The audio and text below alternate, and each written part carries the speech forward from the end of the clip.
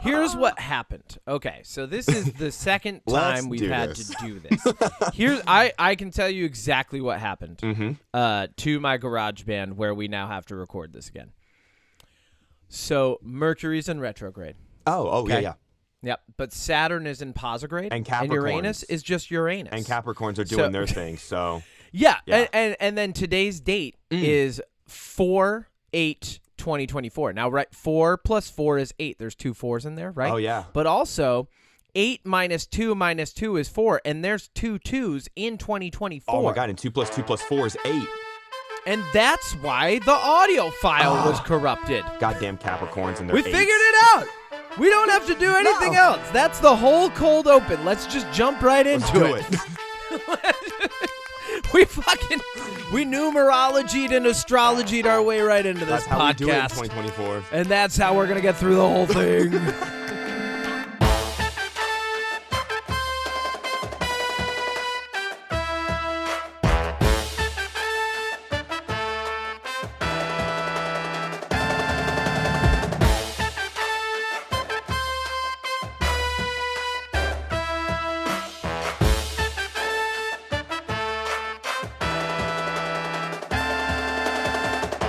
Are you ready to clap? I'm ready to clap. All right, ready? 3, 2, 1, go. Ah, we did it. On time every time. Welcome back to another episode of the Unpop Podcast. I'm your captain during the solar eclipse, Toto El Siempre, also Toto El Siempre. in normal time and eclipse time, I am your captain. Him, Kevin Miner. And with me is... Odie Matthews, the chef that's going to total eclipse your heart with the content I am going to cook up for you today. They, them. We're talking about Fall Out Boy. I love their albums. My God. Sugar, we're going so down. Great. Thanks for Sugar, the we're going memories. down like China and America during the Great War. Oh, God. No, we're not talking about Fall Out Boy. Fallout. You know, what would be great is like Fallout should have a Fall Out Boy DLC. Oh my God! Like where yeah.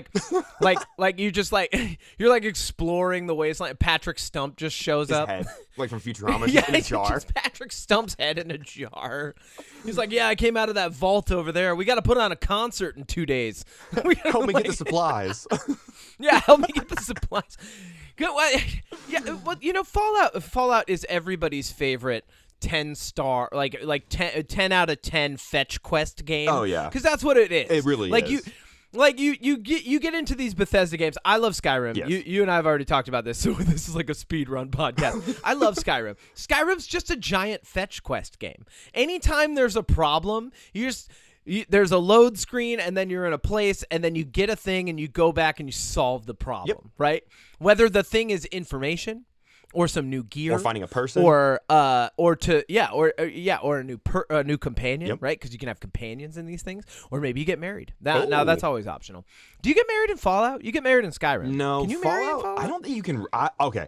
I don't. The wasteland is not, it's not for romantic. Nuptials. It's not happening. I don't think you can romance anybody in Fallout. You can't romance in Fallout. No romance in the wasteland. I did just get plenty of romance in High Rothgar. Exactly. No romance in the wasteland. I feel like that's more of like a fantasy setting because like Baldur's Gate, you can literally fuck people. Skyrim, you can romance people. Like Skyrim, or Baldur's Gate.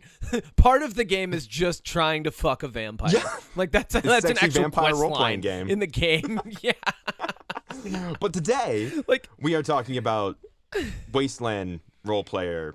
Here's a quick disclaimer for the folks out there. This is going to be a little nerdy episode. We're doing a deep dive, but there's a TV show coming out, right? So like many other nerdy things that have existed before, right? Your Alice in Borderlands and Squid Games and Battle Royale / competition type shows, right? Your Bachelor, your Bachelorette, your Love in Paradise. These are all post-apocalyptic settings. Your Game of Thrones is. Your, like these kinds of things. Your Neuromancers, your Westworlds, all of these things. Like they were nerdy things first, then they got made into a show, and then a bunch of dudes got tattoos of them. Did you mention Westworld because the showrunner from Westworld did the Fallout TV show? Is that why did you just plug that intentionally? But that is a cool thing. I just noticed that today. No.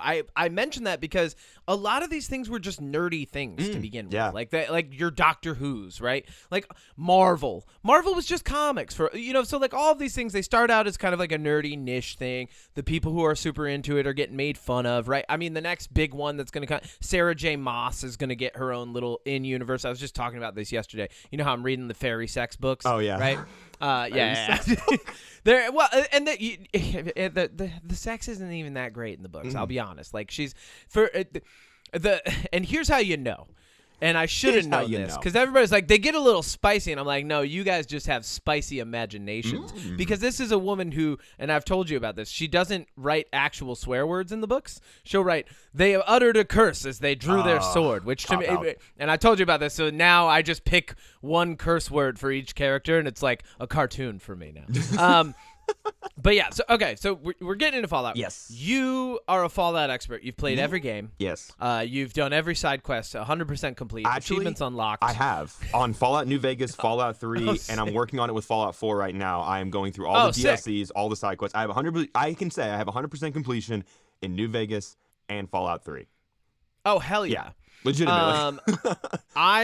So I don't think I've ever 100%ed New Vegas, but I've played through it multiple times, right? Yeah. I played through New Vegas probably 3 times. Yeah. And I've played through Fallout 4 twice. Yeah. Like both in like pieces, right? Because you can't. I mean, you can. You could. You could play like 100 hours over the course of like, I don't know, a few weeks, right? If you wanted crush to. the game. But yeah, I don't want to. Me either. I never Savor want it. to. Yeah, I want to take some time before I'm hanging out in Jacobstown. Like Totally. I don't want to just like just speed run the Mojave or Boston. Oh wait, okay. I didn't tell this story last time, but can I tell you how I got into Fallout? I didn't mention this on the last recording. Yeah. Okay. Let's do how you got into Fallout. And then we'll get into like we'll get into the whole setup of the universe and like what we love about it and what we think the show's gonna have, stuff like that. So there's two causes, I guess, that got me into it. One, when I was in middle, there were 2 causes for my disease of Fallout love, and I'm obsessed with this game. Like it for is my rad poisoning. I will say this. I said this on the last recording. Yeah. This is my favorite game, hands down. Period. It's Fallout. Then BioShock. Those are the top 2. Fallout 4 is my favorite game of all time. BioShock Infinite is a very close second. Like, love these games. But when I was in middle school, so long time ago, I had a friend, another Matt, if you could believe it or not. What year is this? What year are you in middle school? God, mid 2000s, early 2000s. Yeah, like what year? Pick a year. This was can you probably. Actually, I can. When did Fallout 3 come out? I want to say 2009. 2008. So this would have been. Wow. Oh, so I would have been. Okay, so this was like almost high school for me. So maybe not middle school. I was going into my senior year of college. I was going into my freshman year of high school. Wow. Yeah. And we have the same maturity level. Look at this. Look at this. This is great. All right. So this game had just come out. My friend Matt wanted. We were staying the night at each other's house, and we went to Blockbuster, if you can believe it or not. Of all places. Let's date it. Let's date it more. One of the 12 remaining at that point. Yeah, honestly. Actually, no, 2009. It was still going strong. Yeah, this was like 2008, right? 2008, 2009. Yeah, you could look up when Blockbuster you closed. had like you could have like video game subscriptions at Blockbuster at that point. This is the beginning of Netflix. Yeah, 2014 Blockbuster closed. So yeah, this is we're golden. Yeah. So golden era. We were gonna rent a game. People were still paying like $50 in late fees every month to Blockbuster. Yeah, Redbox had that was their real business model. Was you'll probably forget. Yeah. That should have been on the sign. Blockbuster, you'll probably forget. Yeah. All right, keep going. All right. Don't forget to rewind your DVDs, everyone. Just kidding, you can't do that. Anyways, oh God. All right. So yeah, anyways, we were picking a game to play that night. He was like, "Oh, have you heard of this game Fallout?" And I was like, "No." And he was like, "Oh, it's super cool. You can nuke a town." And I was like, "All right, well, I'm in." So we spent like probably 6 hours just trying to get to that point to drop the nuke on the town. And I was like, "Oh, Boomtown, baby. This game is pretty fun." Well, a couple days later, my childhood best friend Ben, shout out Ben, was like, "Oh, like you played Fallout?" I've played Fallout. And then from there, we would just hang out and play Fallout 3. Then New Vegas came out. We played New Vegas. And it just kind of, like, from there, just became... Just kept going. Yeah, just kept going. So, yeah. All right, cool. So let's set this up. Okay. Set up the world for us, Odie. The Fallout universe is... How much do you want me to participate in this? As much as you would like. Okay. Yeah. Because I know you want to keep this a little bit more, like... timeline organized, so if I start to veer off, let's keep it on the rails. Because I feel like the majority of what we're going to talk about is what's prevalent for the show, right? And the show takes place after even all of the games. Exactly. So if I start to go off the rails a little bit, you just nudge me back on. All right. But all right.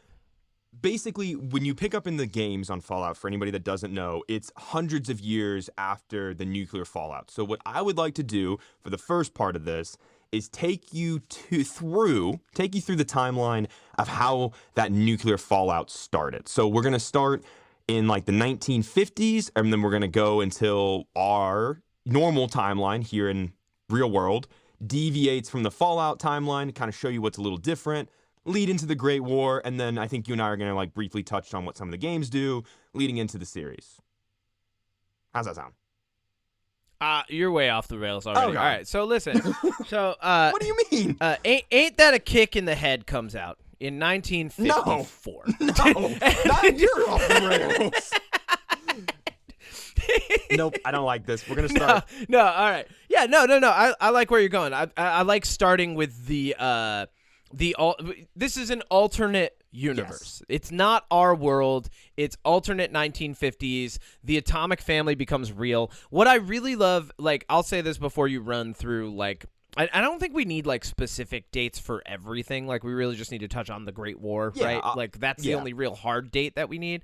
But, like, I love the influence for the setup of this world because the world building is top down. Right? Like they're taking this alternate universe and they're going, all right, cool. Here's what we want and the themes, but they grabbed it from a time that is really interesting that we don't talk about a lot in America, where like in the 1950s, there were all these people, like the Seattle Space Needle gets built in like around like the 50s, 60s, that area, right? I could be completely fucking wrong on that, but like I have no idea. People are taking tours of the houses of tomorrow. The government is conducting experiments to have these giant concrete domed like cities that look futuristic to us. The Jetsons is on. Yeah. Like fucking like people are looking at the future and they're going, oh yeah, you're just gonna put like a thing into a microwave and it's gonna make a whole meal. Yeah. We're gonna have food that can sit on shelves for hundreds of Tubes years. That take you to Little work. did they know capitalism is gonna have a thing in the future where even your technology will fail you and it'll be planned. It's gonna be AI. I'm just kidding. Yeah. I'm just kidding.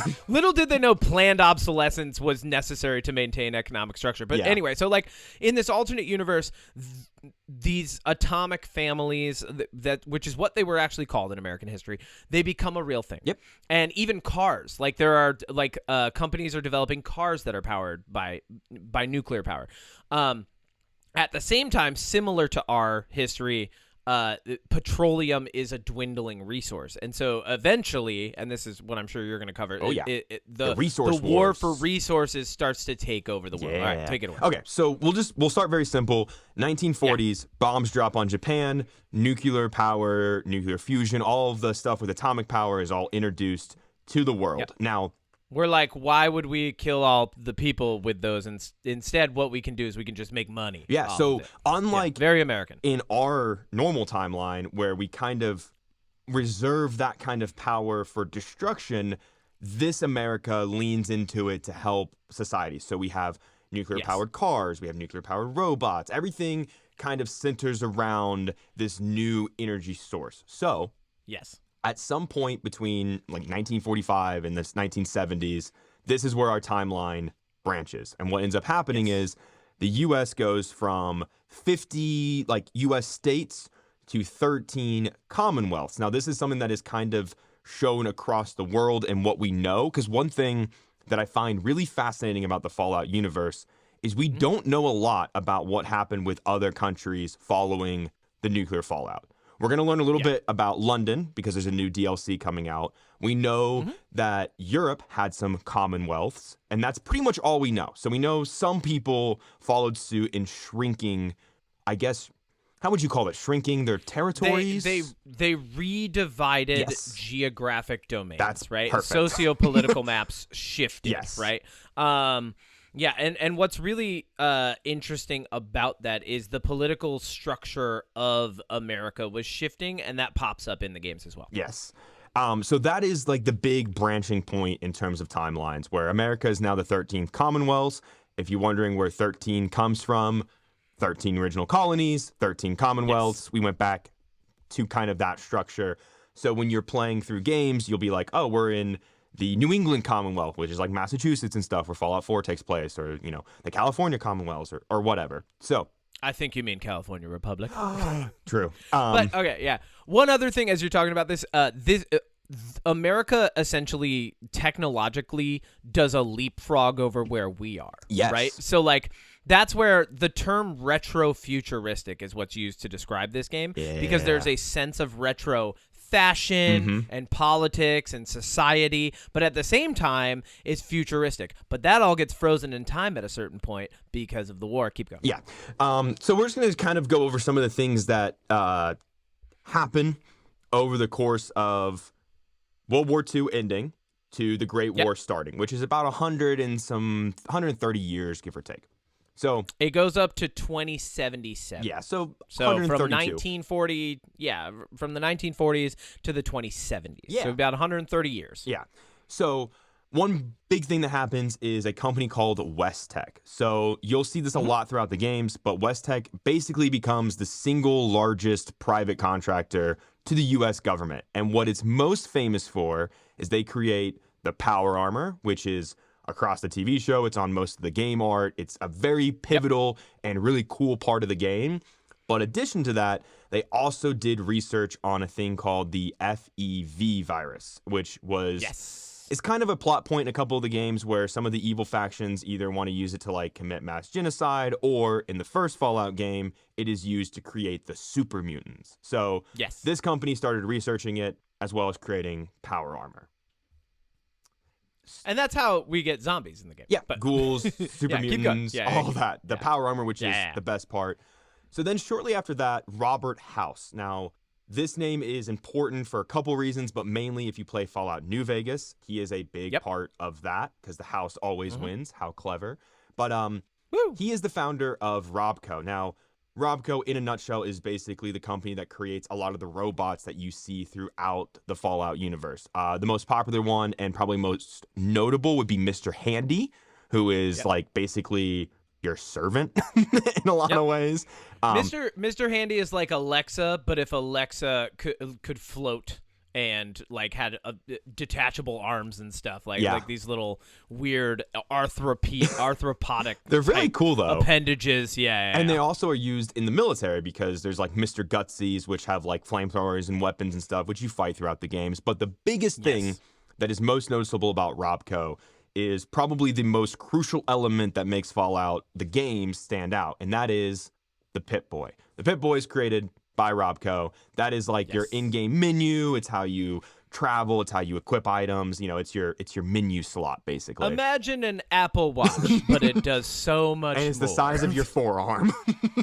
That would be. Oh my God! Could you imagine in Fallout if it's like you didn't get your steps today? I'd be like, "Fuck you, Pip-Boy." Could you imagine? Don't forget to stand and breathe. Looks like your heart rate's up. Yeah, I'm fighting a death claw. That's why. Shut up, Pip-Boy. All right. That is great. So Robert House, very important. Another part that he is important in is if anybody is familiar with MIT. I don't know if you've heard of this place, but it's the Massachusetts Institute of Technology. It's pretty famous. Would you say it's pretty famous? Yeah. At some point after the Great War, MIT goes underground and becomes what we know as the Institute, which basically, yes, synths basically like. Well, this was being developed during the time leading up to the Great War. This is like Robert House had like all these little like side projects, right? And so all of that had been set up in place because, you know, and all of that had to be set in place because the Great War only ends up lasting a day. Yeah, you know? Exactly. But Robco, there's Robco, there's Lab Atomics, there's West Tech. Yep. And then there's Poseidon Power. And those are kind of like if you were thinking about it now, it's basically Verizon, Amazon, Google. like we have a lot of these elements. Yeah. It's but they're just ours aren't as advanced because we didn't lean into nuclear power, baby. Exactly.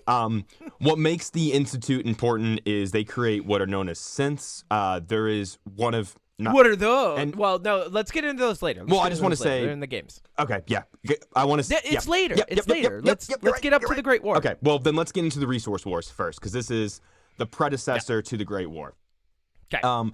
So basically, mid 2000s. Is that how you would say that? Mid 2000s. Well, yeah, it's 2050s. So this is the 21st century. Mid 21st century. Into the 20th. Mid. There you go. I got you. I'm here for you. I'm going to speed run summarize this because I think last time I spent too much time on it. Basically, there's only a couple big plot points really there. So what you need to know is in the middle of the 21st century, you know, natural resources, oil, all those, petroleum, oil, even nuclear power is becoming harder to obtain. And like I said, the world leaned into it. A lot of things are powered by it. So it kicks off when America invades Mexico because the economy is so bad. Because America invades Mexico, the European Commonwealth decides to follow in that example, and they go after the Middle East. This turns into a giant war. It lasts for about a decade, but like all wars do, it's basically a mini world war in a lot of ways, which then makes all of the economic prices skyrocket. It bankrupts smaller nations. It really throws the world into chaos because on top of that, 3 months into the Resource Wars, the UN, the United Nations, falls apart, disbands. It's every man for themselves. There's no more allies. There's no more axis. It's just every country is for themselves. And this is... And what's different is instead of like there being one faction that the world is warring against, right? Instead of like allies versus axis type thing, what it is the world, all of the world is at war. Yep. So everybody's fighting, and not all of them are the same, and not all of them have the same objective, right? But all we know is that the entire world is at war. Exactly. And this kind of comes to a head with a small-scale nuclear war. So Tel Aviv, Israel, gets nuked. And luckily, that's the only one. There's no more nukes that are dropped, but it destroys Tel Aviv and kind of is a prologue to what's about to come. So because of that, though, because Tel Aviv was nuked, the U.S. government commissions 122 nuclear-proof bunkers from a company called Vault-Tec.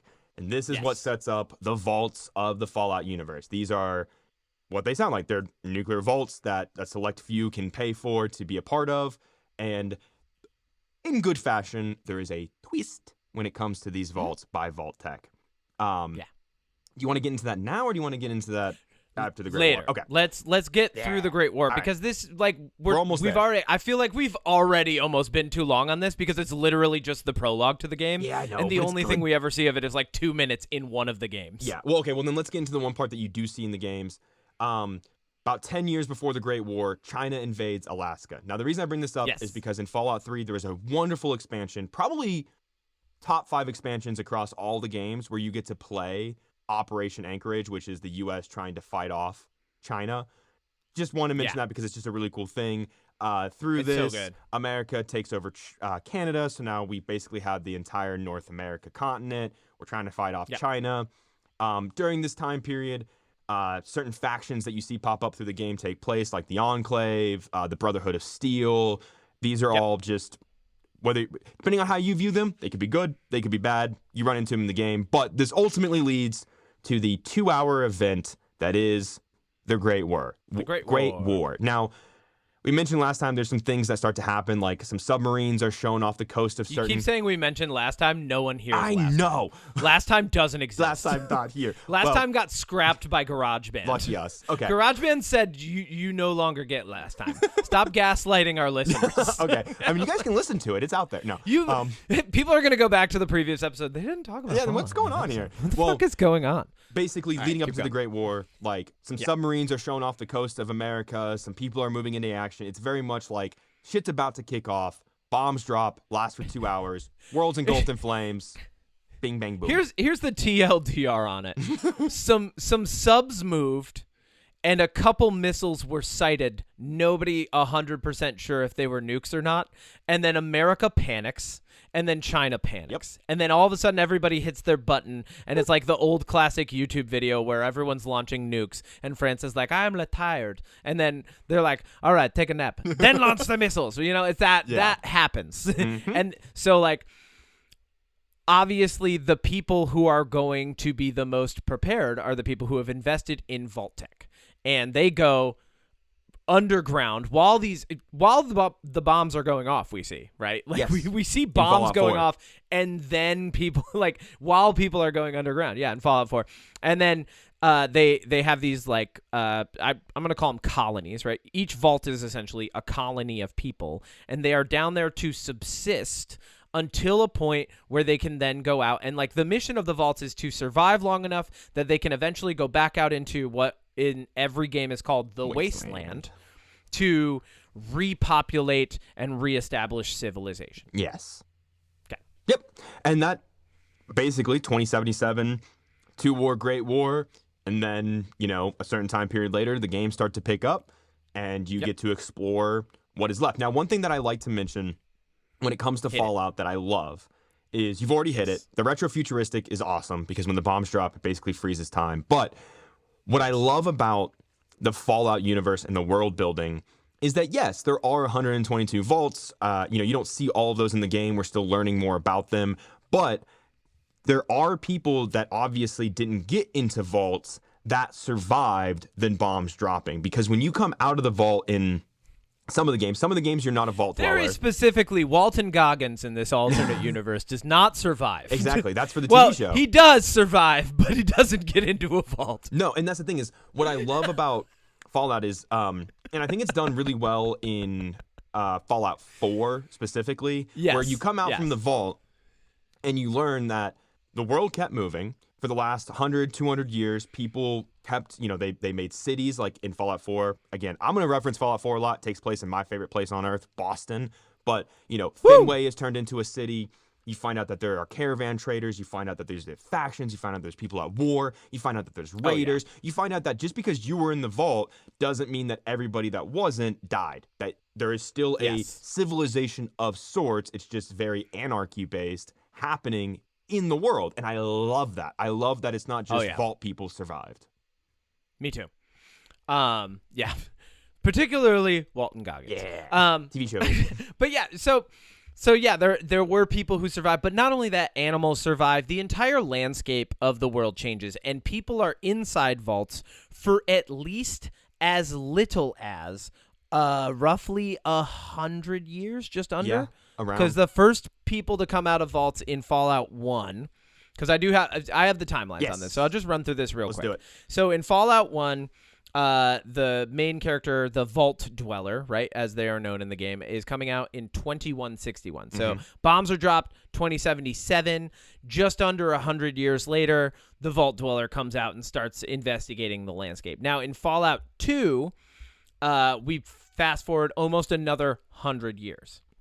So the Vault Dweller in Fallout 2 actually starts outside the vault, and it's 2241. So, like, you can assume, Fallout 1, mission successful. There's other people outside the vault as well who used to be vault dwellers and settlers and people in the wasteland. And then in Fallout 3, we're in 2277, so exactly 100 years after the bombs were dropped, which is like, I think it's mentioned in the game, like 100 years ago the bombs were dropped, right? And then Fallout 4, we're in 2287, so 10 years after Fallout 3. And in between that is my favorite Fallout game, Fallout New Vegas, which takes place in between those two games properly in 2281. Now, in that one, you also start outside the vault. A courier. But you're a normal human who has not been affected by radiation much, so it's assumed that you are a descendant of vault dwellers. You're a courier when you pick up in that game. You are the courier. I never actually thought about I've never thought about that before, that you could be a descendant of somebody that was in a vault. Well, you would have to be, because anybody who wasn't was irradiated. That makes so what sense. happens is Fallout 1, mission successful, and then all the other games are about 100 years after that, which is cool, because then you have other people who are settlers in there or out in the landscape already, and then you have people who are just like radiate. I'm going to let you touch on this now. You take over. So what's happened is the entire landscape has changed, and this means that like there's just all this new stuff in the world, and like you encounter it in the game. Well, take it away. So that's another element that I love is, for one, they could make a million Fallout games and set them in Indianapolis, in Austin, and Colorado. I mean, there's so many places you could explore and see what's going on. But what I think makes Fallout stick out for me, because you mentioned Skyrim, and I've played Skyrim. It's not really my kind of game, because what I like Fallout is all the radiated and weird things that have popped up, like giant flies, giant scorpions, giant crabs, mutated two-headed cows. Like, there are all kinds of stuff, but one of my favorite things in this game... Even the deer. Even the deer. Like, so many things have two heads. It's really weird. But I love it. Is one of the very famous elements of Fallout are death claws. And what I love about death claws is I've heard people that have played the game, not like as religiously as us probably, been like, what are death claws? Like, what animal are they based off of? They're not, because before the war even happened, they're dinosaurs. The U.S. military was creating death claws in a lab in order to help them win wars. So basically, and I just think this is so funny, the plot of Jurassic World Fallen Kingdom, where they're in a house and they're like auctioning off this dinosaur that can follow a laser and be used on the battlefield. That is Indoraptor, right? Yeah, that is what death claws were supposed to be in the Fallout universe. Yes. And then when the bombs drop, they escape, they radiate, they mutate even more, and they're fucking... Death claws are scarier. They're so than scary. Indoraptors. Yes. Yeah. I They're would rather fight gigantic, an and they're Indoraptor. very angry. Yes, they're very And mean. they hit you, and they deal all kinds of damage. And they're mean. The thing that I love is no matter where you are in the world of Fallout thus far, you will come across giant cockroaches. Yeah, rad roaches giant are my least rats. favorite. Giant crabs, fire alert. Giant flies, Boat flies, giant scorpions, bad scorpions, giant spiders, right? Giant ants. Basically, insects and disgusting creatures all got bigger, and they're gross. And like all the things that scurry got bigger, and they're gross. Like that's so what's gross. happened. I don't like them. Here's something that you never fight: a giant shrimp, a giant giraffe. You don't fight those. Those.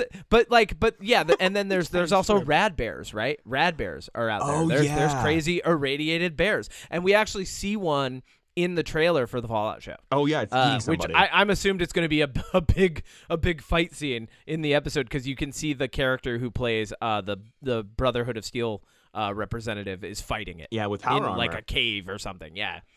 But so like there's all that going on, but the other thing that's happened is the people once we're into like let's just jump ahead to like Fallout 3, Fallout 4, Fallout New Vegas, like that territory. The people who have now settled the wasteland as these other vaults are opening up and other people are being introduced to it. The people who have settled, it's rather anarchic apart from some of the factions. Yeah. And this is another theme, is like, yeah, cool, everything got frozen in time, but here's some political and social implications of that, right? So you have raiders, jackals, you have people who like, you have the New California Republic, you have very specifically in the Mojave Desert, Caesar's Legion, only there, we'll get to them.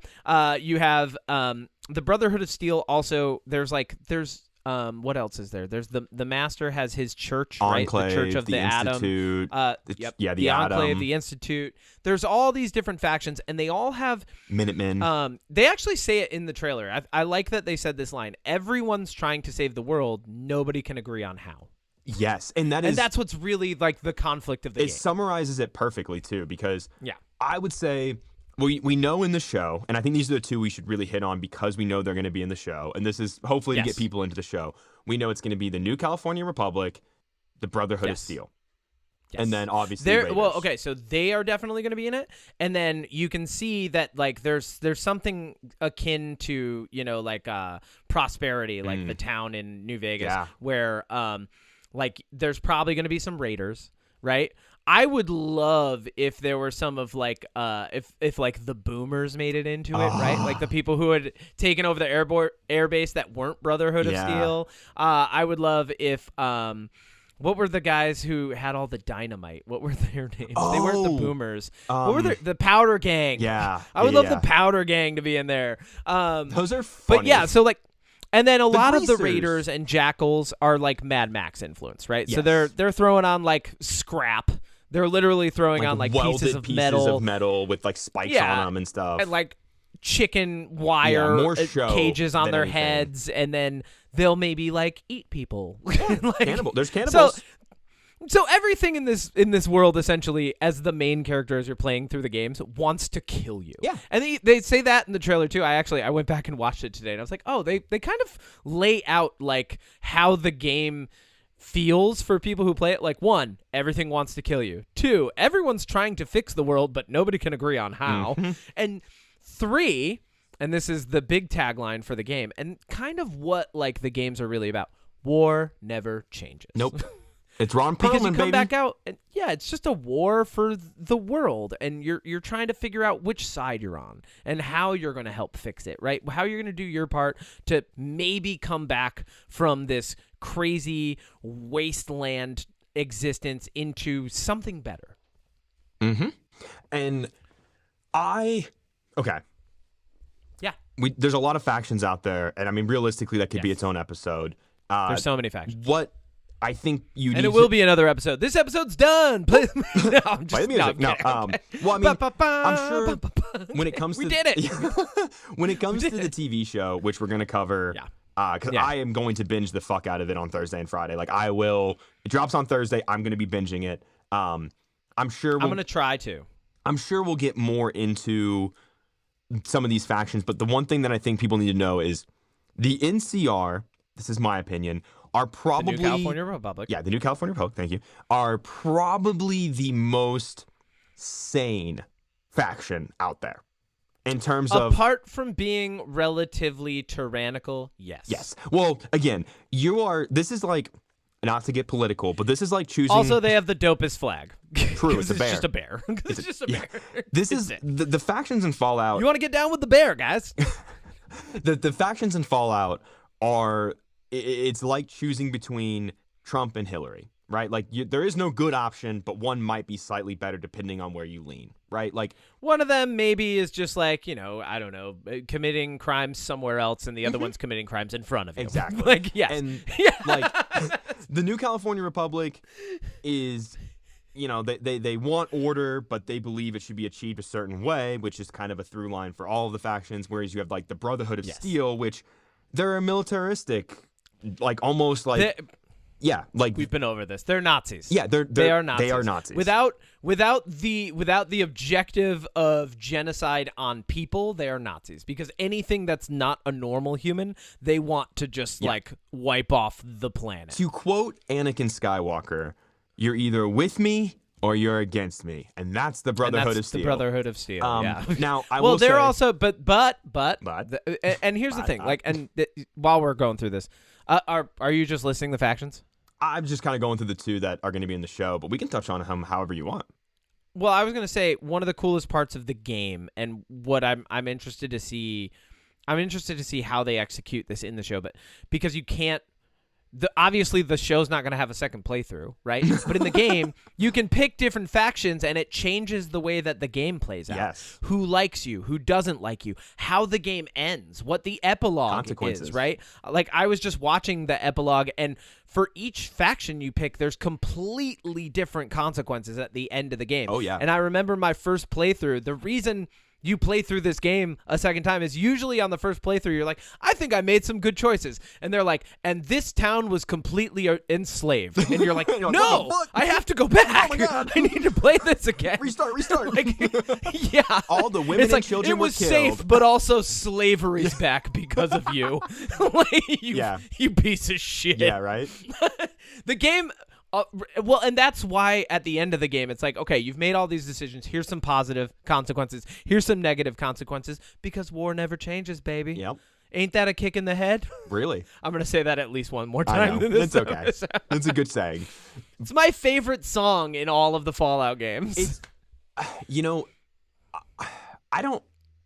Oh, that's another thing about the games that is going to pop up in the show is the soundtrack is going to be all like 1950s. Oh, yeah. Doo-wop bops and like the Rat Pack and shit. I love that you're wandering this like crazy retro futuristic landscape, and the background noises, I don't want to set the world on fire. And you're like, but I do. But I do because I have a mini nuke in my pocket, and I'm going to shoot it at that super mutant for fun. I'm going to overkill that one raider by shooting a mini nuke at his head and watching him just obliterate into a bajillion pieces. I'm gonna stand one town away and launch a mini nuke at this gang. So you mentioned the playthroughs and like how the choices have consequences, and here's what I'm hoping, and I think that the show is alluding to, and we'll find out. But if you watch the trailer, it seems like the main character, who's the Vault Dweller, is going to end up kind of... Yes, played by Ella Purnell. Yes. And her name is Lucy. Lucy. I like that actress a lot. She leaves the vault, and she has run-ins with the guy from the Brotherhood of Steel. She has run-ins from a guy from the New California Republic, and she has a run-in with the Ghoul, played by Walter Goggins. And so what I think is going to happen is she's going to have like little run-ins and like almost little side quests with each of the major players in the show. And then she'll probably like, and I think it's going to be like, I'm imagining it's going to be like maybe like 2 episodes with each. And then at the end, obviously these are all going to be people that are coming together to fight. And she's going to have to kind of like make a choice on which side she wants to choose. Or maybe she won't make a choice at all. But I think that they're going to lean into that whole, here's all these opposing factions, which happens in the game, and either you pick a side or like it's going to play out a certain way. And I think that part is going to be, from what I can tell, and again, I've watched Westworld, and that is some phenomenal world building, and I really like the first 3 seasons. So I have really high hopes that this show will also kind of play into that, what you were saying, like pick a side, maybe there'll be some consequences, and maybe those consequences we'll see in season 2, you know? I think, here's what I think, because it looks like what we're really getting is we're getting her perspective as the Vault Dweller. What's different about this, and what I think some people who love the games might not like about the show, is we're only going to get her perspective. And I have a feeling that you're going to have some like hardcore Fallout fans that are like, well, that's not what you should choose, because then the ending is, and it's going to be like, shut up, gatekeepers, get out of here. But they exist in every group that you're in. It doesn't matter. We've been over this. It doesn't matter what fandom. There's going to be some hardcore fans that are like, you don't even know the California Republic. Horrible, but I think what's going to happen is we're going to get people who kind of represent like the better side of some of these factions and like types of people that exist, right? But then the interactions with them are going to paint a picture of how the world could be better or worse with them in charge, you know? Exactly. Yeah. So let's get into some of the things that we love about the game, and like what we think is going to come up in the show, because I know that we both could just keep going for forever on this. But for me, I think one of the biggest things, and you touch on this really well. I think one of the coolest things are the ghouls in the game, because some like when you're first playing, you're like, oh, zombies. And then some of them start talking and being nice to you. And you're like, it's what? Like, oh, not zombies. Like, so you were mentioning there's this FEV virus, and there's radiation and poisoning and stuff like that. Like, hit me with some of the facts on that. So ghouls are created or come into existence because of radiation being pumped into them at a certain amount that doesn't kill them, but like transforms them basically into almost a zombie. And this was actually being done before the Great War, where, again, the U.S. government, besides making death claws, was also pumping radiation into people to see what would happen. And alongside one of the companies, so basically Google. This is like a Google military contract that's taking place. It's not good. Nah. So funny to imagine Google partnering with the military. But anyways, I mean, that's what it is. Yeah, no, you you're know? right. Like it's just Rob funny. Tech partners with the government, and like that's Google. Like it's just Google and the government together, and they're like, yeah, you know what? We're gonna take Anchorage back and then launch nukes. Pretty much. Right. But ghouls, they can live for hundreds of years. At some point, they turn into feral ghouls, which you encounter quite a lot, and that's your more zombie-esque. They have no thoughts, just attack is basically how they operate. But some ghouls will literally. I think it might be in Fallout 4 where one of them is even like, yeah, any day now I might turn feral. So we'll see what happens. Yeah, it's the one who's the mayor, right? Yeah. of the town. I forget his name. Diamond City. Yeah. But no, not Diamond City. No, he's got like the old school Benjamin Franklin style hat on outside of Diamond City. Oh. Yeah. Diamond City has no ghouls. Right. Diamond City is like a oppressive people place. Yeah. Yeah, it's Fenway Park. But yeah, so what I really like about the ghouls is like essentially that's how they were originally created, but then also in the wasteland, like sometimes people just get exposed to enough radiation over time that they become them. And then ghouls aren't always feral, but because they live so long, they all inevitably become feral. Exactly. Right? So every ghoul eventually becomes feral. Not all of them are. They cannot reproduce. They are only created by radiation. And then they are killed by you, the Vault Dweller, or the Courier, or whoever Brotherhood of Steel, or the Lone Wanderer. Yeah. Whoever you are, you're killing some ghouls in this game. And then the other thing that I really like is what I really like is that there's also these pockets of people that exist outside the factions that are kind of like, like you have the Red Caravan, and you have other people who are just going around, and they've picked the job that is probably the most dangerous in the entire Wasteland universe, which is just, we're going to sell shit in random places in this U.S. Like, we're going to go from one place to the next, getting things, bartering, selling, whatever, with our bottle cap money. We haven't even touched on that. But, like, because bottle caps are the currency now, right? There we go. We touched on it. Caps. It's just bottle caps. There we go. Covered. Everybody uses bottle caps. That's how we buy shit. It's much better than paper, I guess. We can't print money anymore, so we might as well use bottle caps. So they're going around, they're collecting things, and then they're selling them. So a lot of the merchants that you come across in the game are part of these like fringe groups that exist in these areas. Of course, each settlement kind of has its own like merchant as well. And then you even have vigilantes and stuff. Yeah. But like the thing that I love about that is that gives you room to have these people who are kind of like, yeah, we have no political opinion. We're just here. Like, we're just trying to survive. And I think in the games, I always end up having the most empathy for those people. I'm like, all right, whatever I choose, I hope I keep you guys alive. Right? There's always one that you favor, and you're like, I'm going to do whatever it takes to protect you. That's my dog in every game. And I really hope that they show up, like, in the show. In the trailer, you can see a lot of like the famous things from the game, like there's a German Shepherd, and there's there's a Mr. Yep. There's a Mr. Handy, and he says, I'm going to harvest your organs. Oh yeah, I forgot about that in the trailer. That's what he says in the trailer. Yeah, because they're crazy. But the other thing that you see that we're not just leaving the vault and leaving it behind, because there's other clips of people from the vault later in the trailer, and at one point it shows a woman who is pregnant and has a fork, I think, stabbed in her eye, and is firing a machine gun all willy-nilly. Yeah. And that is the most Fallout scene I think I've seen in the trailer. Yeah. Is just a vault dweller with a fork in their eye, crazy, yelling as they fire their fucking gun off into whatever. So this is a good point to bring up the vaults. And I think this might be the way to tie the bow on this, because we're going to probably go into more detail on some stuff when we watch the show. But the vaults are a very pivotal point, because there's 122 according to Fallout Wiki. There could be more, there could be less, who knows. But Some vaults. Of those 122, we only in the games have found 37 right. of them.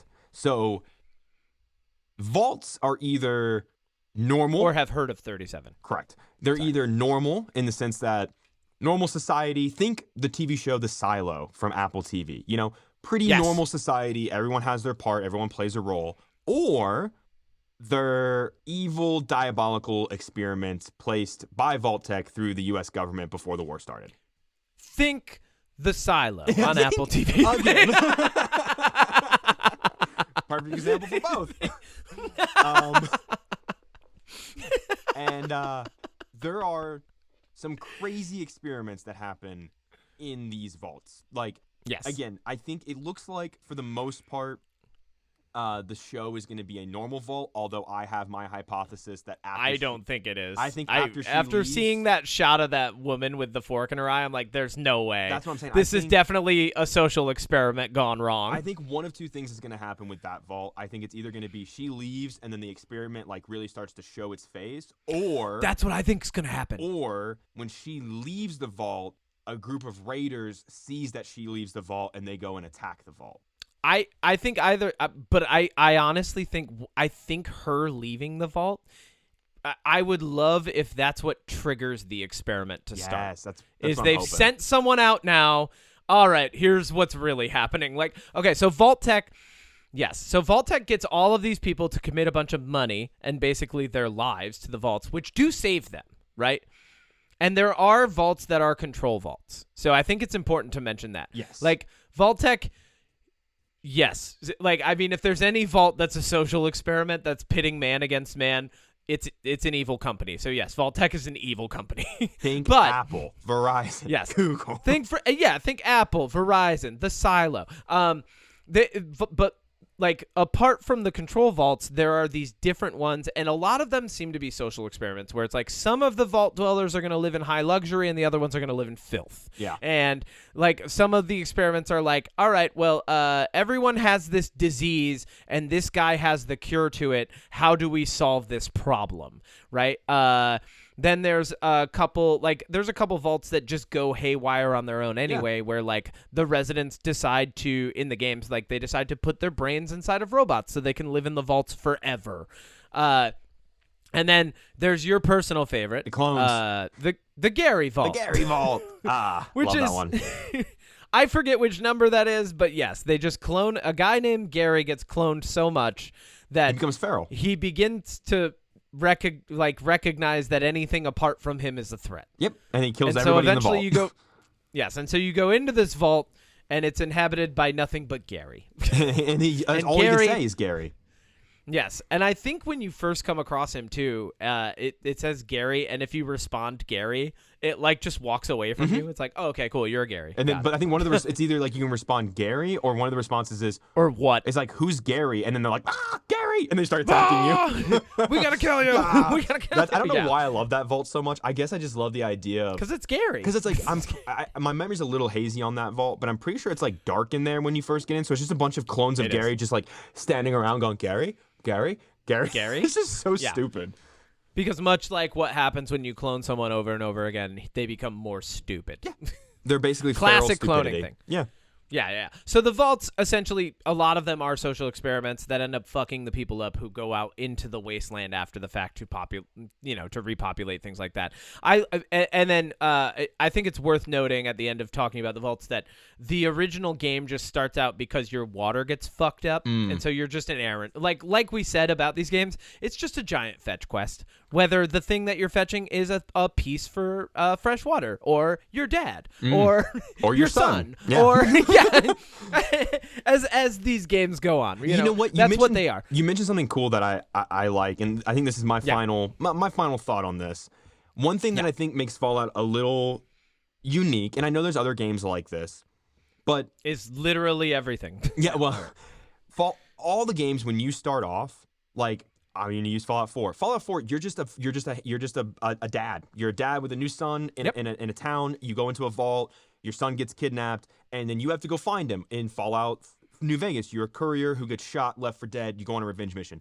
none of these characters that you play as are ex special forces or, the most badass person in the universe. You're just a normal person that gets thrown into a chaotic world, and you either adapt or you die. And I love the idea that you don't have to be this unique and special character or this unique and special background. Like, you're not the best of the best. You're just a normal person who then has to do an abnormal task. And I think, to me, that's always been it's really easy to put yourself in that position, being like, well, if I woke up from cryogenic sleep and saw my wife die and my son get kidnapped, what would I do? Would I go look for him? If I did, how successful would I be? It's very relatable. Not relatable, but easy to put yourself in those shoes because there's nothing special about that person. Yes.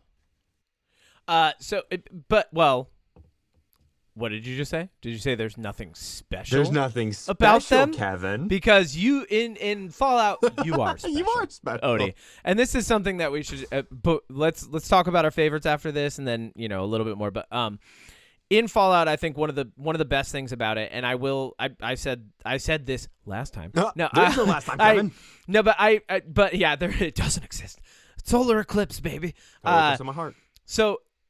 You in the games, they created a system that I think actually bests the D&D system, because in D&D, for anybody who's never played D&D or a tabletop or an RPG, you have stats, and stats get put into different categories. And in D&D, you have strength, agility, constitution, wisdom, intelligence, right? Like, you have a lot of so you have these abilities. But in Fallout, what they did was they gave you They said you're special, and you have strength, which is your literal strength, like your ability to tank things in the game. Perception, endurance, charisma, my favorite, intelligence, agility, and luck.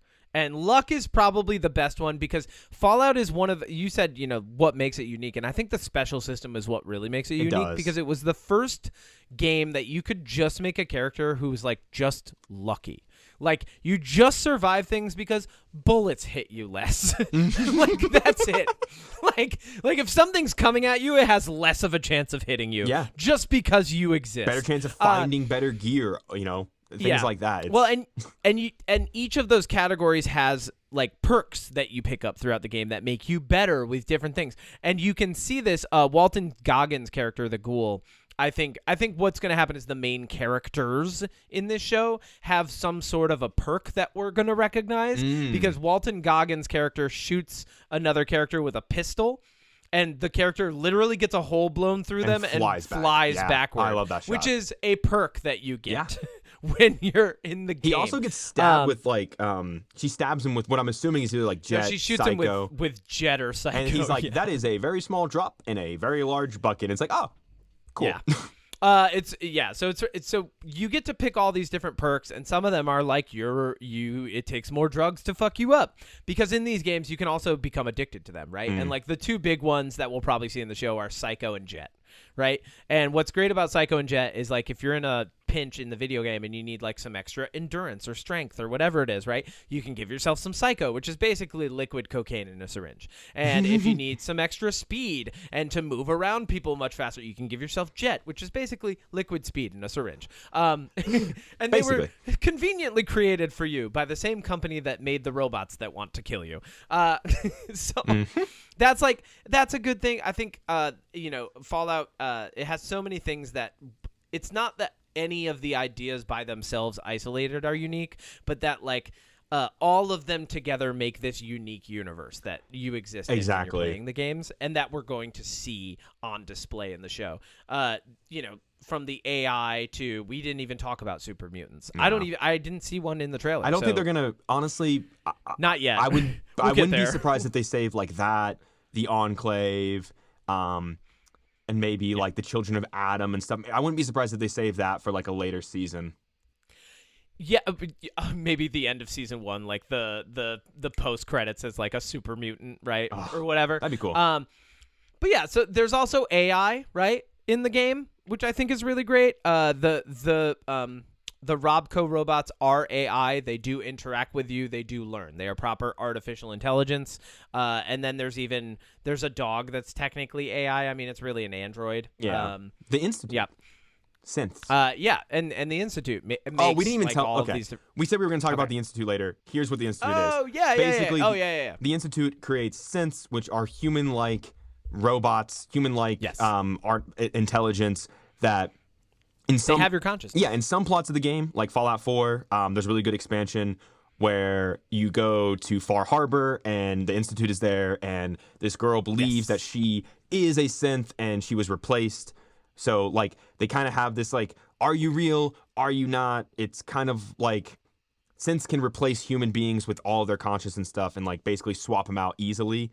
And that is, like, that's the whole plot point of the Institute. It's very Total Recall. Are they bad? Are they good? Sometimes they are. Sometimes they're not. The Institute in Fallout 4 is actually good because the leader is like, oh, no, we don't want that. But then there's other synths in the universe that are like, we're going to fucking kill you. So that's what they are. And they came from MIT. Yeah. Yes, they did. Thanks, MIT. Thanks, MIT. And Mr. House. Yeah. Another important thing to mention, Mr. House, the little spoilers here. Walt Disney. Mr. House is actually kind of like a bad guy in Fallout New Vegas, especially if you like the Kings. You don't like Mr. House. Because the Kings they're Elvis impersonators that inhabit the Strip, which I always... The Kings and the Traitors, I think no matter how many times I play through, I'm like, well, I hope you guys survive regardless of the choices I make. Yep. But Mr. House so Robert House actually had himself cryogenically, not frozen, but put into, and I shouldn't say cryo, but like he's in a stasis vat, essentially. He's been kept alive, and his consciousness runs the New Vegas Strip. And he controls all of these robots that are up and down the Strip, and he's basically, as the themes of these games go, he is a tyrant. Yep. He just wants control, and really, like, the question that the games are kind of positing is, it's like, all right, how much control creates tyranny? What constitutes proper civilization when the whole world's been blown up? Exactly. Like, what is civilization? Asking hard questions when you're trying to build it back up. Yeah. Is it a bunch of robots that have replaced us and are thereby orderly? Is it maybe clones of the same guy? Is it a robot man in a tower in a casino? Is it a luxury hotel full of cannibals? Is it essentially giant power suit Nazis? Like what is Take your pick. Yeah, you take your pick. All of them are wrong and right at the same time. Good luck. Pretty much. So let's talk about this. I know your answer already, but I'm going to ask it for the sake of being novel. What's your favorite Fallout game, and what's the best one? All right, here we go again. My favorite is hands down Fallout 4. Here we go for the first time again. Yeah, first time again. Fallout 4 is hands down my favorite. Like I said, it's because it takes place in Boston. I love the setting. I really like the DLCs. Fallout 4 is always going to be my favorite. But I personally believe, and other people might disagree, the best Fallout game is New Vegas. Hands down. Yeah. So. And I'm going to agree with you that the best game is New Vegas because my favorite Fallout game is New Vegas. And last time I convinced you that it was the best. But now I don't have to. So, here we go. But I would still actually say that the best game is 4. Just because 4 seems the most it's New Vegas. It is New Vegas. And I said this last time, and I'm going to say it again. It's because it's an isolated story. It introduces new elements. You're not a vault dweller. Which is why it's my favorite. Yeah, I think as much as I love Fallout 4 for the setting of Boston, I think New Vegas does the best job of showing a thing that everybody recognizes done differently. Post-apocalyptic New Vegas is such a fun and interesting setting. It has some of the best DLCs you can get. It has one of the best endings with the Battle of Hoover Dam. It really shows these factions, and it shows you the Enclave, the NCR, and the Brotherhood of Steel in ways that the other games don't, but it also introduces the crazy faction that is Caesar's Legion. Which is basically... Asking all of us the question that we've been asked, how often do you think about the Roman Empire? And if the answer is a lot, then we're the right answer is all the time. Yeah, they literally use swords in a world where, like, laser guns exist. It's awesome. That's my favorite thing about them is they're like, we don't care what technology exists. We're going to cut your fucking head off with a sword. Here's the other thing that I was thinking about since we recorded last of why I think New Vegas is better than 4. 4 introduces a lot of complicated elements to the game. You have the settlements that you have to go and rescue if you do the Minutemen. It has crafting, which I know a lot of people like crafting in games, and I think it's fine.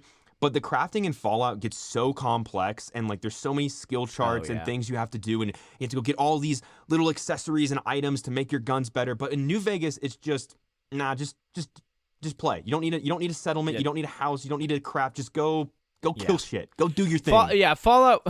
Well, Fallout 4 eventually turns into you just protecting all the settlements you've built. Like every time you build one, it's like no one's self-sufficient, which just makes me go, well, you know what? Maybe the Brotherhood of Steel should take over this shit. I'm actually partnering with the Brotherhood of Steel on this playthrough that I'm doing because I was like, I am not dealing with the fucking Minutemen and their fucking settlements. And they're stupid. There's a settlement under attack. It's like, cool. Well, you go get it. I saved you from the giant crabs, guys. What do you want from me? I killed the Death Claw outside the museum. Yeah, come on. But I honestly, the thing that I love about New Vegas above the other games is that it starts out as just like a classic Western revenge story. And then you go and you kill the guy. Like I've said, you can go and complete what essentially is your character's main storyline. Your main objective can be accomplished in like 3 hours in the game, right? But there's much more. But along the way, you learn so much about the world around you that like you're just like, oh well, what's going on back over there? There was a mission. I should go check this out, right? And it's got the ghoul that wants to launch into space using the aeronautics program and gets blown up. It's got a town full of intelligent super mutants. It's got it's got so much character to it. Yeah, it does. And it was you can just tell like a lot of love went into it. And like you said, it's an isolated storyline. I do think it's the best game. The crafting, like you said, crafting of I think what happens with crafting in video games is it turns every game that has it into The Sims, right? Where like it gets you've been down. playing the game and you have this main storyline. Yeah, even the Skyrim, like when you could like craft your own home. I remember being like, all right, and now I'm going to spend the next 5 hours figuring out how to get the perfect pelt on my wall. Right. Like, and it's like, and then you kind of get done and you're like, you know, I should have been fighting dragons this whole time. This is I don't know why I was doing that. Or you go out and you get all the equipment and pieces, and then you're like, oh, well, you have to be science level 5. And you're like, well, I'm science level 2, so I need to level up 3 times. We need you to be the savior of the Mojave Desert. Hold on, I have a bottle cap collection going. It's got to be organized just so. Yeah, and I need a level of crafting that I'm not yet at. Like, could you imagine? Just, sir, please, you got to come save us. Hold on. The powder gang's attacking. I got to go find super glue. No, hold on. Do you think that picture's good enough? Because I saw a picture a couple towns back. Can I hang that one up now? What bed should I go with? Yeah. Honestly, I'm really hoping that the show just highlights like all the things that we love about the game, but then tells really at the end of the day, because it's a property where I know so many storylines, and because you've played through, like you and I have said, we've played through multiple times. You understand this universe. You have a love for it. I think all I hope is that it just tells a compelling story in it. Yeah. Not that I don't need to see everything. I don't need fan service. I don't need to see. Yeah, I don't need to see all the things. I just need to see the elements that made it good. That's the thing is with and I think there's tons of examples, but like with One Piece and Avatar: Last Airbender and all these other new live action adaptations or whatever, I don't want fan service. I don't want a moment where the characters look at each other and go, that's a whatever. Just throw the elements into the game organically and throw them into the show and make it work with the story, so when a Deathclaw shows up or a stim pack shows up or a certain gun shows up, people that play the games can go, oh, cool. But people that haven't don't need any explanation. They don't need like a wink and a nod to the camera. That's what I want. Like, personally. I hope a Deathclaw shows up and there's not like the moment where the guy like quietly turns to someone, they're like, it's a Deathclaw. The most dangerous thing in the Fallout games. I mean, in this universe. Yeah. I hope that it just shows up. Yeah. Like, that's so much better, especially for people who don't know anything about the universe, because then it's like they're like, what the fuck is that? Which is your reaction the first time you see it. You go, what the fuck is that? Yeah. Yeah. Ultimately, I think it's going to be a good show. I think Amazon's been doing a good job. I think even though people didn't like it that much, I'm a fan of Rings of Power. I enjoyed watching it. I thought it was cool to see a different story in the Lord of the Rings universe.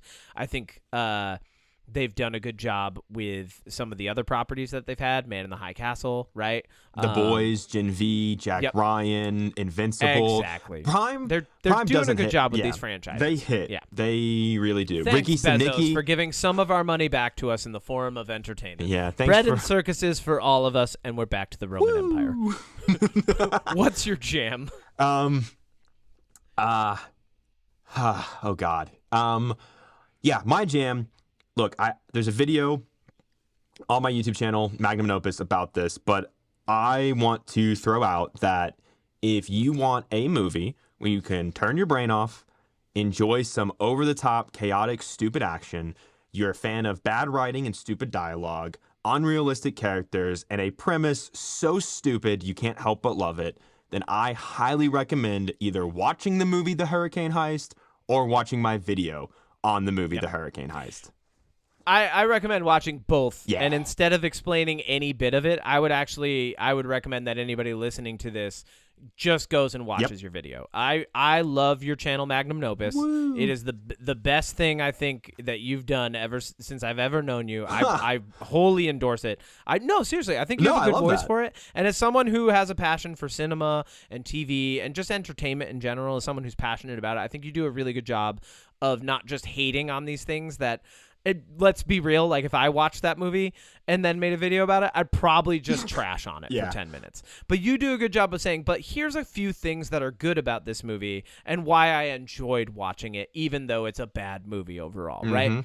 I think that's a good perspective, and we need more of that in the world because there's plenty of people who, like me, would just trash on it. And that's no fun because then, like, it's like trashing on the work of all the people that went into it. Like, not everybody's funding this thing, you know? Like, some of the people just showed up to be, be-real film crew and, like, sound design people and stuff like that. Like, there's still, like, redeemable elements to all these things, and I love hearing you talk about those as well as the things that I enjoy talking about, which are what make them suck. Exactly. And this is all I'm going to say, because I don't want to spoil anything about a movie. Yeah, don't say anything. But I mean, realistically, people want spoilers. They can go watch this video. The title tells you more than you need to know. But to sweeten the deal, this comes from the director of the first Fast and Furious, the first XXX, and the movie Stealth, which is about an AI stealth plane that goes rogue and crashes Jamie Foxx into the side of a mountain. If those three things don't intrigue you enough, then I cannot convince you, because those three movies are so bad, they're good. Also, this movie is called Hurricane Heist, and let me ask, is there a hurricane? Actually, there's an earthquake. Shut up. Okay. What's your jam? Is there a hurricane? A Cat 7 hurricane. And it's beyond anything we've known. That's what they say. And is there a heist? Is there a heist? There is a heist. Mission accomplished. Mission accomplished, baby. It's already a decent movie just in accomplishing that. Yeah. 10 points right there. 10 points for that alone. 10 points for name alone. For effort and A for accomplishing the thing that you said in the title. Exactly. My jam this week is definitely, I love Kaylin Ellis's Money Morphosis. It's really short. I actually listened to it again this morning. It takes less than 20 minutes to listen to the entire EP. Tells a really great story about, like, coming out of, being in a place where you grew up without money, wanting it, getting it, learning that maybe it costs more than what you thought it cost to get it, and then asking the question, is it really worth it to go after money like that? I think it's a really great EP. I highly recommend it. Kaylin Ellis is one of the best producers out there right now. I love his stuff, and he's working with them on Europe. It's amazing. And then just quick little show drop. My jam for shows this week has been Frieren. Journey's End, I think, is the subtitle of that. It's just Frieren, though. It's an anime. It's about an elf. She's been alive for over 1,000 years. Within the past 80, she was part of a party of adventurers that took down imagine she's completed the main storyline of a video game, right? But she's an elf and will continue to live for a very long time. Meanwhile, everyone else is aging out. Oh, so interesting. There's really cool implications and lessons that come along with that. Yeah, I'm really enjoying watching the show and learning more about the characters in it. Even the little side stories are fun. So like I highly recommend, if anyone's an anime fan, check out Free Run. It was recommended to me for like months by my friend James, and then I finally was like, all right, I'm gonna watch Free Run, and it's just as good as James said it would be. So nice. Those are my jams. Love it. And that's it. War never changes, baby. Ain't that a kick in the head? Told you. Yeah. I told you. One more time. Told you I'd say it one more time. Cue the music, baby. Cue the music.